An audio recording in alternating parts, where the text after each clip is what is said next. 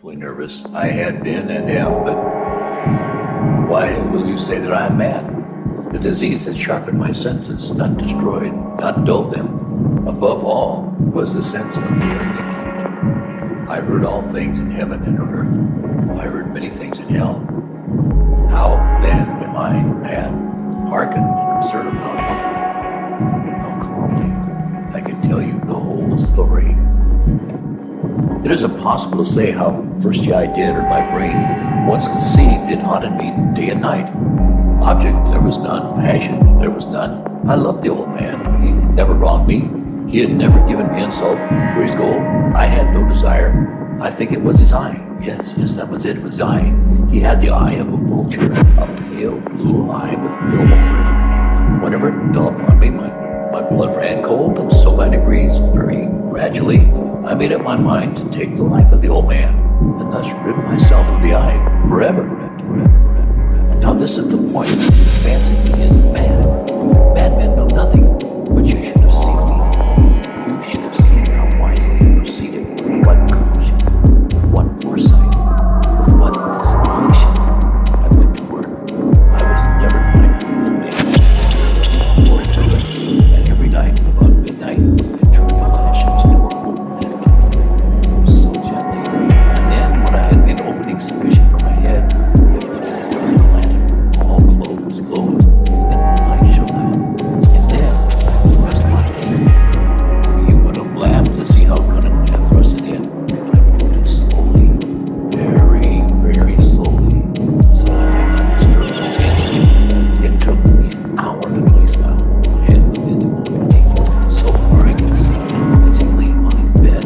Oh, what a madman! I've been so nice as this. And then, when my head was well in room, I lit the lantern cautiously. Oh, so cautiously to the end. I did it so much that a single thin ray fell upon the vulture eye. And this I did for 7 long nights, every night, just at midnight. But I found the eye always closed, and so it was impossible to do work. For it was not the old man that so vexed me, but his evil eye.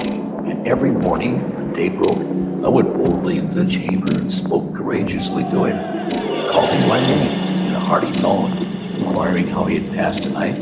So you see, he would have been a very profound old man indeed to suspect that every night just at 12, I looked in on him while he slept. Upon the 8th night, I was more than usually cautious in opening the door. A watch's minute hand was more quickly than I did mine. Never before that night had I felt the extent of my own powers, my sagacity. I could scarcely contain my feelings of triumph to think that there I was opening a door to the red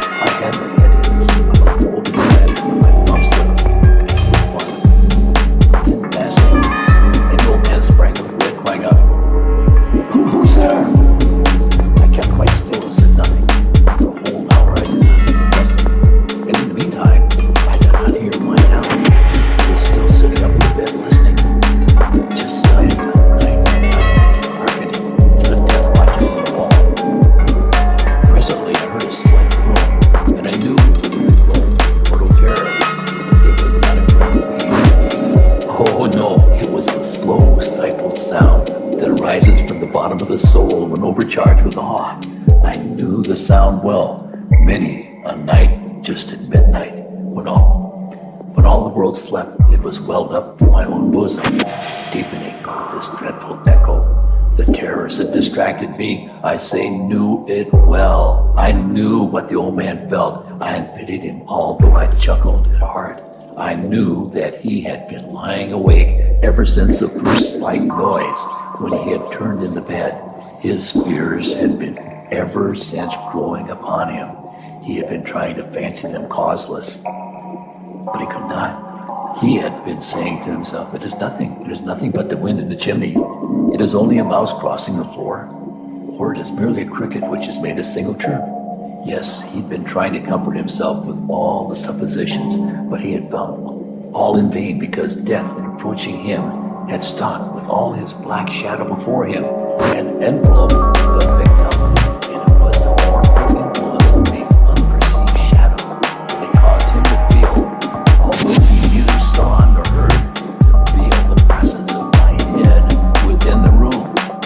When I had waited a long time, very patiently, without hearing my doubt resolved into a little, very, very little crevice in the lantern, so it opened. I can imagine how stealthily out of the length of a simple medium ray, the thread of a spider shot out of the crevice, and fell upon the vulture eye.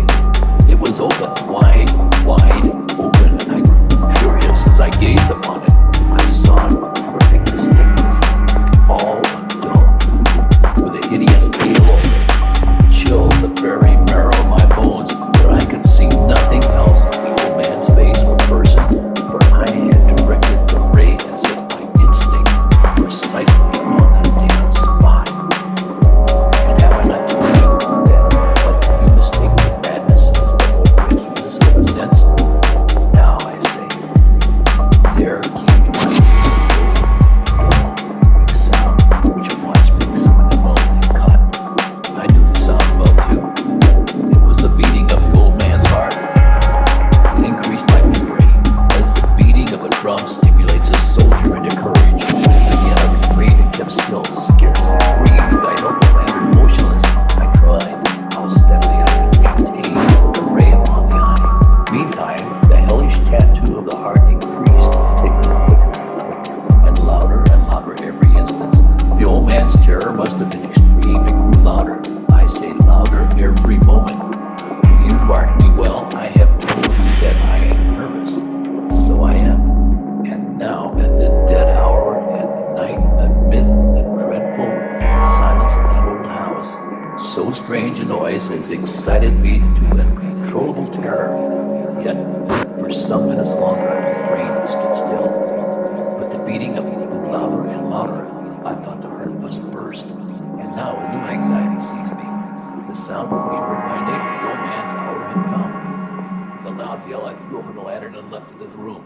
He shrieked once only. For an instant, I dragged him to the floor and